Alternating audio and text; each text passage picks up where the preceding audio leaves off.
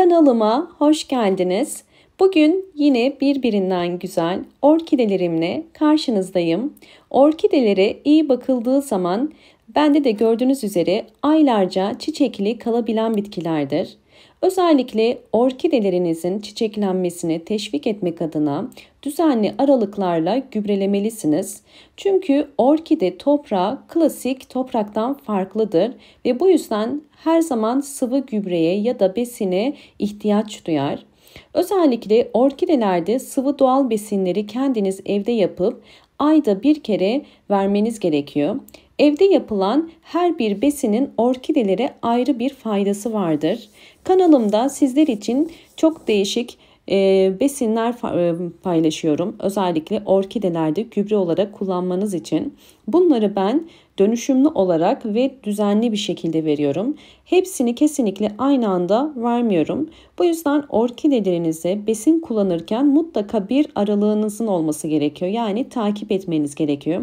Eğer bir ay yumurta kabuğu suyu verdiyseniz diğer ay muz kabuğu suyu ve ondan sonraki ay pirinç suyu vermeniz gerekiyor. Ve mutlaka bu besin aralıklarında da normal saf su vermeniz gerekiyor. Orkidelerin su ihtiyacını zaten köklere bakarak yapmamız gerektiğini daha önceki birçok videomda da anlatmıştım. Bu besin aralıklarında köklere bakarak normal saf suda orkideye mutlaka ihtiyaç duyduğu bir şeydir. Bunu da ihmal etmemeniz gerekiyor. Orkidelere sıvı bitki besinleri ne zaman verilmesi gerekiyor? Orkide çiçekliyken sıvı bitki besinleri verilir. Fakat dikkat etmeniz gereken çok sık aralıklarla vermemeniz gerekiyor. En yakın aralığı en az 20 gün olması gerekiyor. Ve diğer orkidenin besin verilmesi gereken zaman zarfı ise özellikle çiçeklerini döktükten sonra. Bu dönemde orkidenizin yeni çiçek dalı çıkarmasını desteklemek için orkidelerinize mutlaka 20 günde bir ya da ayda bir sıvı bitki besinleri verirseniz böylelikle daha hızlı bir şekilde çiçek dalı çıkaracaktır. Bugün ise yine sizlere orkidelerinize inanılmaz faydası olan başka bir sıvı bitki besininden bahsedeceğim. Bugünkü sıvı bitki besininde maden suyu kullanacağız. Yani diğer bir adı mineralli su. Özellikle maden suyu doğal çıkan bir su biliyorsunuz ve mineral olarak zengin yeraltı kaynaklarından elde edilen bir su ve içerisinde çözülmüş mineral tuzları, elementler ve gaz içerir. Bu yüzden maden suyunu kullanmadan önce kapağını açıp 24 saat dinlendirmemiz gerekiyor. Bu 24 saat sonunda maden suyundaki gaz da gitmiş olacak ve böylelikle orkidelerimiz için dinlenmiş olan maden suyunu kullanabiliriz. Maden suyu içerisinde mineraller, vitaminler ve proteinler vardır ve bunlar orkidenizin yeni çiçek dalı çıkarmasına, yeni yaprak ve yeni kök çıkarmasını destekler. Bu yüzden orkidelerinize vermenizi tavsiye ederim. Şimdi sizlere nasıl kullanacağımı da göstermek istiyorum. Bakın gördüğünüz üzere bir şişe maden suyunu bir çaydanlığın içerisine koydum ve üzerine 2 litre su ekleyeceğim. Ama sizlerin çiçek sayısı eğer az ise sadece 1 litre su da koyabilirsiniz.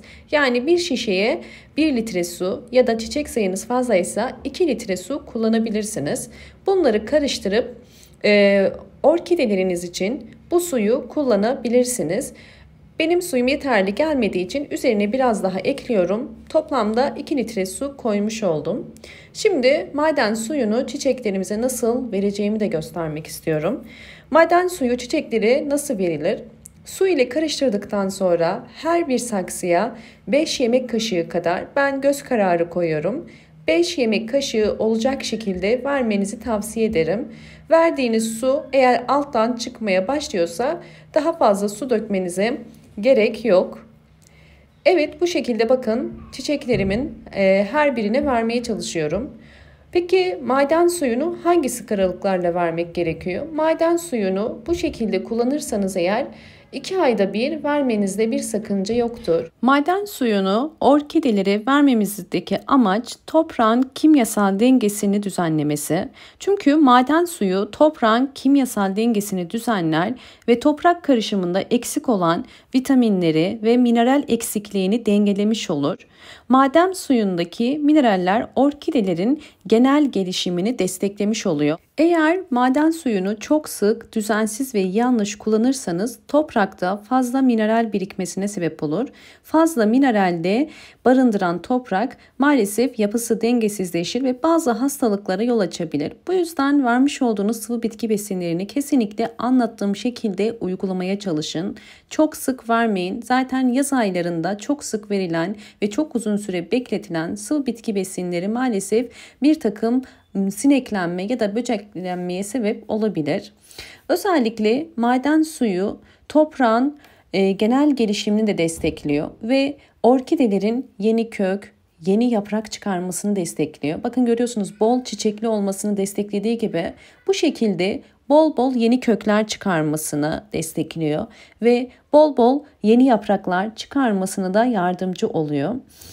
Maden suyunu sadece orkidelere değil, menekşelerinize de verebilirsiniz.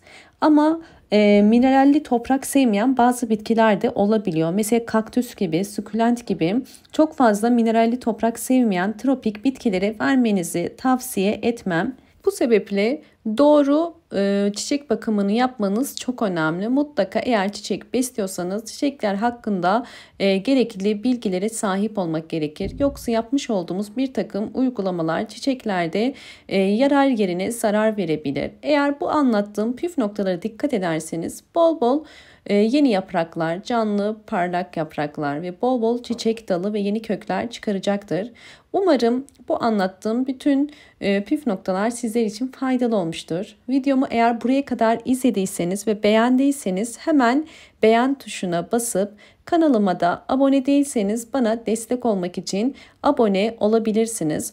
Bol bol yorumlar yapıp yorumlar kısmında da sorularınız varsa sorularınızı yazabilirsiniz. Elimden geldiğince gördüğüm sorulara dönmeye çalışıyorum.